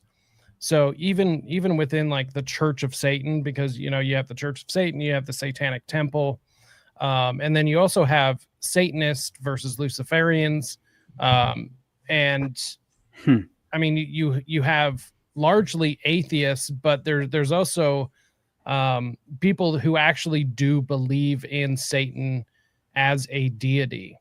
So I mean, there's literalists. It's a rainbow of all black and various shades, you know. It's like there's all sorts of people, but largely the vast majority of Satanists or Luciferians even are just edgy atheists. Period. That's how it is. Yeah. That is the case for sure. Right. And most people are just normal like anyone else. It's just they're Satanist. And most people do it because they had a bad experience growing up with religion or something like that. Like that was a very common story. But they are nice people, you know, it's just like anything else, you know. Yeah. Each group has really good people and they're shitty people, they're weird people. So, I mean, it really is no different than any other, you know, social group, I guess. But then there are those people that do take it very serious. And within that group, it's probably between 25 to 35% that take it genuinely serious and actually believe these things. And amongst those groups, you have basically like two different kinds of people. So you would have people who do take it serious, like the Michael Aquinos, but they're fucking nerds. Like straight up nerds, okay? And then yeah, he was a nerd. There are a tiny amount of people that are genuine Satanists that are genuinely scary people. These people, they don't look like Satanists. They typically wear button-up shirts and Dockers. You would never even know in a million years. And in fact, they'll probably claim some other type of religion to be able to hide behind. Those people do exist, and they are into some really terrible shit. So it is a small amount of people, but I mean, those people do exist, and they are typically generational. But yeah, I mean, for the most part, like Satanists are who you think they would be. You know, people that probably shop at Hot Topic, you know. The funny thing is, as you're saying this, it's like I'm thinking there's almost like there's almost like a mirror of this. And ironically, things like, I don't know, particularly Catholicism is probably more something to look at. Particularly, I mean, if you get into the conspiracy world, it doesn't take too long till you get into some of the their higher, you know, people. There's all the hierarchy within that too. I know we were kind of talking about these like glowy sort of religions, and when I did say, oh, these major religions, I was like, well, in my head, and I was like, the one that came to mind, funny enough, was Catholicism, because it is kind of very rigid, but it is like very, I am kind of thinking in a weird way, I'm like, oh, a lot of this could apply to, especially, you know, more particularly, say, like the Catholic, like Roman Catholic, like these sort of belief systems. Like I could see that being a very, very, very similar thing here. Right. You know, I mean, I guess that might get into like realms of thought, like Sabbateanism and sort of thing. As like you even said there, kind of the idea of like claiming something else, you know, idea of like, oh, I believe, which is, you know, what Sabbateanism is. Like, let's be real, like Satanism, it's kind of all vaguely sort of the same thing as we were kind of getting at the beginning here with like concepts like Kabbalah or Temple of Sat. I mean, they're kind of all these similar concepts. Right. And I mean, so like I said, your standard Satanist that you'll come across is just an atheist. And typically they just add the satanic level to it just to freak out Christians or, you know, piss off mom and dad. Like legitimately that it's a neckbeards without being neckbeards, if that makes sense. Like they have that mentality of like, ooh, I'm so edgy. Like, whoa, don't hurt yourself with all that edge, you know? And I don't know. That's usually where it stops for most people. And that doesn't mean that they don't like genuinely believe the things. It's just like, and like LaVeyan Satanism, I mean, it is genuine Satanism, especially in what it teaches. However, it is kind of like the Disney version of Satanism, you know, and it is like the entry level, and it is a direct like attack against Catholicism, because like all of the rituals that Anton LaVey developed were inversions of like Catholic rituals. Yeah, so, black masses, which is, right. I mean, this is where we get into, what's his name, Fairy, and a lot of these other people, these, I mean, that was kind of the early Satanism, was just, right. Was they were just, a lot of them were just trying to essentially be dark priests, essentially. Right. So there is this weird offshoot. I mean, they're always so obsessed with so above, so below, and it is kind of like you mentioned these like dark figures within Satanism. Well, you probably have those dark figures within it, so it's this dark mirror of each other. So, with kind of having negative components on both sides, whereas one, the public facing side is the spooky evil. And then, whereas the other one's more positive, and then maybe behind the scenes is a little where we might see some of the spooky evil. Right. Now, my personal experience, I did end up signing up for the Church of Satan one time, but I let my membership lapse because my issue is I just have an issue with authoritarianism, and Satanism is incredibly like follower driven. Right. So like they demand obedience, and I can't go with that. So I was the ultimate edge because I was the lone wolf. You're on the mega grind set. Yeah. Right. Well, it just bothered me because I couldn't conform to following a religion. That was what I was railing against partially, and so I never like got involved in like a coven or a cult or, any sort of like legitimate organization, because even the few times that I went to go meet with some, it just seemed lame to me.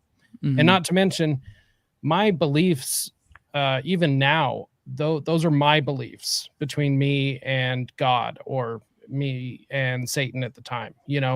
It's nobody else's business. So, I didn't feel like I had to be a part of a group to be able to like practice what I believed. And I still feel that way now. But yeah, it was definitely interesting. I was approached a few times to like lead organizations because I was so not okay with being a follower. But that was even worse because then you also have to like watch your back. There's a lot of backstabbing. It's kind of like the Libertarian Party, actually. Well, they're trying to give you mid-level management at that point is what they're trying to give you, which is like the worst. Right. But then that makes sense. That's what they do whenever you're trying to leave an organization. Oh, what can we do to get you to stick around? Here you go. So it's that sort of thing. Yeah. You do get approached depending on, how serious you take things. You do get approached by different organizations like the Temple of Set. Like that is kind of here in the States anyways, that is kind of the next step, if you are going to take it serious. I mean, I was reading through that thing Austin was talking about earlier, that like church or whatever, the brotherly, whatever the hell, Brotherly Eagle or whatever the fuck. It was like Brotherhood of the White Temple. There you go. Close enough.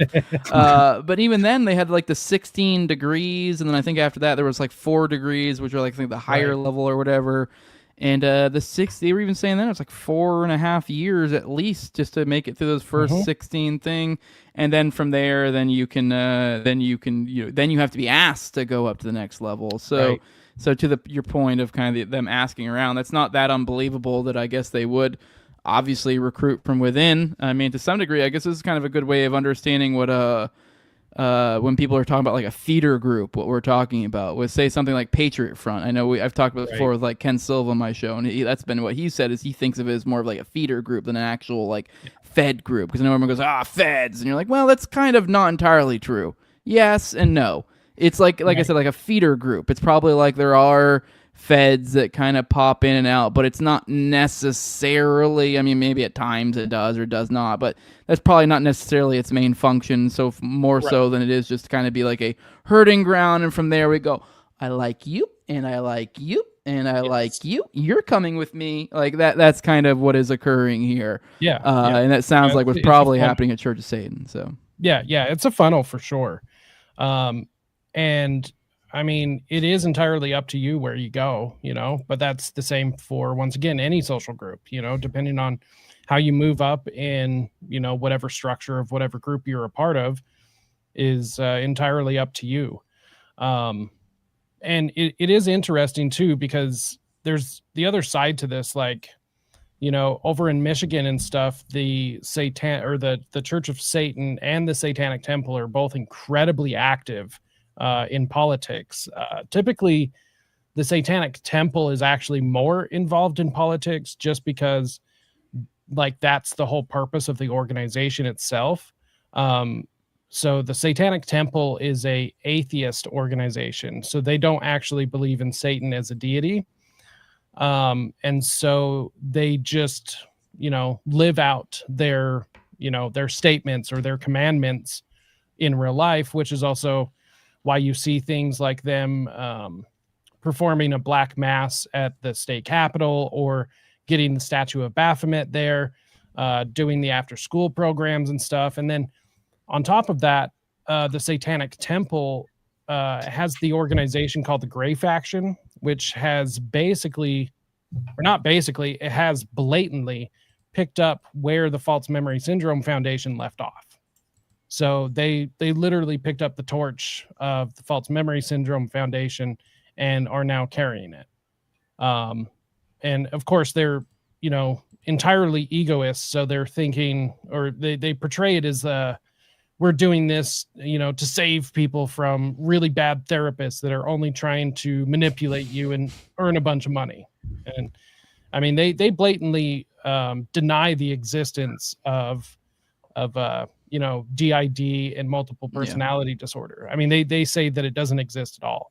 I do think therapists are gay and borderline useless, but children do get molested, and I do think there are instances where those useless therapists aren't making things up.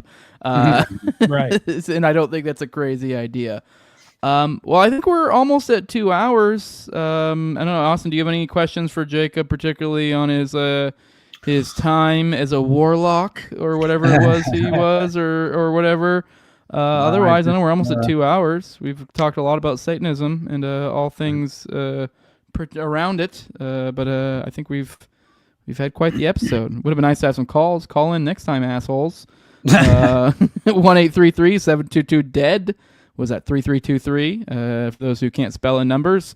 And I guess with that, Austin, want to let people know where they can find you. I guess Jacob, since you're here, you're sort of the guest for today. Let people know where they can find you. Yeah.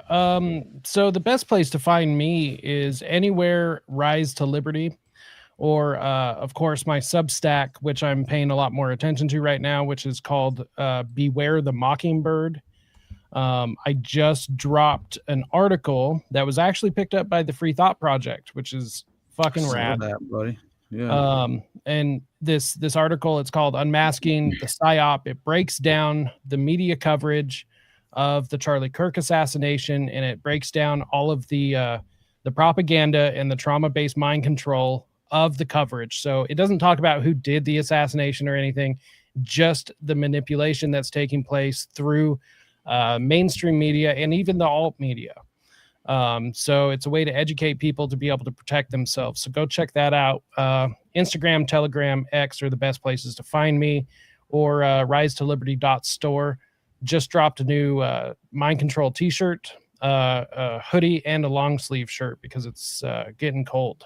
So that's the best places to find me. Otherwise, here every Tuesday. Oh yeah, brother. Austin, by the way, I see people in the chat, I guess, have trying to get us to go to Waco Fest, which I guess is in either January or February. I don't know. I mean, we should maybe look into trying to do some things, but I don't know. That might be a little bit too. It's around the holidays and stuff. But anyways, I don't know. I do like the idea of it. Anyways, Austin, where can they find you at? Maybe we should start thinking about trying to do some stuff. It was fun when I got to come up there in Cali. You can find some sort of like podcast event in Florida for us to do or something so we can hang out. I don't fucking know. I do like those, and us being on different coasts. It's nice. Maybe we could come together in Texas. I don't fucking know. Austin, where they can find you at? We can talk about this, I guess, more. Kind of our whimsical thoughts on what we could do and hang out and hold hands and all that. Sounds good, buddy.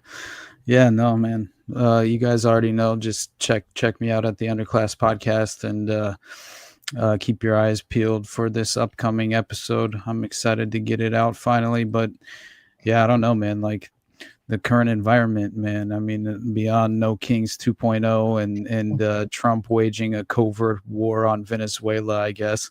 Not so covert, but sort of in a way, because it's not technically, like announced publicly that we're legitimately waging war on Venezuela, basically. And then, Luigi's Lady Boys, I thought was a hilarious story. Yep. And reading through that article, though, check it out, dude. I'll be covering tomorrow. Yeah, because he's like he disappears in Thailand after he's talking with these. It's so straight. He goes to a shooting range by himself, and he's just it's textbook Mockingbird shit. Yeah. Like, this is a Manchurian Candidate performing his programming, leading up to an event. But anyway, so there was so much I was hoping to talk to you about, but I just went insane on Columbine, so I'm sorry. But I love you all, and Jacob, thank you, brother, for your perspective, and I think it's interesting the different kind of avenues we've each taken as far as your childhood circumstances have such an impact on the direction and path you take in life, and it's just like, I admire you for being able to wake up to bad ideas and reject them as you enlighten yourself and grow as an individual. And man, that's why we all, just ultimately found each other, right? So I feel like it's yes, sir. Yeah, it's destiny, my brothers, and I love you. So love you too, dude. Everybody, I appreciate you guys. So I'm sure we'll do another whatever this is in the next few days. So I think Sam was out of town in Austin or some shit. But anyway, so nothing but love. You can support me on Patreon, best place, and I'll catch you guys next week. Hell yeah. For those who want to support what I'm doing over here, leave a like, share, subscribe, comment, leave a 5-star review on iTunes or Spotify. You can follow the show on YouTube, Rumble, all the audio podcatchers, one of the No Way Jose podcasts. Obviously, it goes out to both, so go check out his as well. I do my morning show. I know Austin just mentioned the Luigi thing, so catch me tomorrow at 11 a.m. Eastern, and I should be talking about that Luigi Mangione story, which is pretty wild. We'll be talking about that and some other stuff. Today we talked about the gag order with Charlie Kirk and some of the crazy Epstein stuff we didn't touch on at all today, which is fine. We covered it on my show. But for those who really want to support the show in the best way they can, you can do that over at patreon.com/NoWayJose2020. The lowest level is $2. That's where you get access to early episodes. I usually do about 1 to 2 episodes per week. Try to keep about 4 behind the paywall at any given time. Been slacking a little bit lately. I'll build them back up. My bad. But you also get access to early episodes. You also get access to ad-free RSS feed. You also get access to the Telegram, and you get access to the pre-show, the post-show, and the video calls. I mean, Austin's weekly live call-in show, which you're watching right now. You also get the live chat. There was a big old bustling live chat today, the private live chat. But that's at patreon.com/NoWayJose2020. The highest levels of my sponsors. I read them off every episode. It's a big thank you for their support. And my previous co-host and entire gang, at Learn to Toad, also at Abrigadees, at ZOVRCK, at _Invizeal, Tim Tuttle, at John Klebo, Will Bells, Delicious Blueberry Rabbit Eye Wine, big fan of the show, Torrin May, at Wayne Takas, 1-800-Cars for Kids, and Mark Vestibule. I do have one guy who likes to change his thing every now and then, but with that, hey, that's what you get. Pay me $20 a month. I'll say whatever the fuck you want. It'll be, I'll say the NF word every day. I don't care. I'll say it, but I'm not going to say it. I'm going to say NF word now and make you think it because you didn't give me money. Give me money and I'll do that. Love you all. We'll see you again next week. Make sure to check all our different shows. Like Austin said, we all kind of have a slightly different vibe, so I think you can kind of really watch all our shows. You don't have to watch any other podcasts. That's what I'm telling you guys. Get rid of all your other podcasts. Only watch ours, and you're good. You don't need anything else. With that, guys, we'll see you guys next week. Love you all. Bye-bye.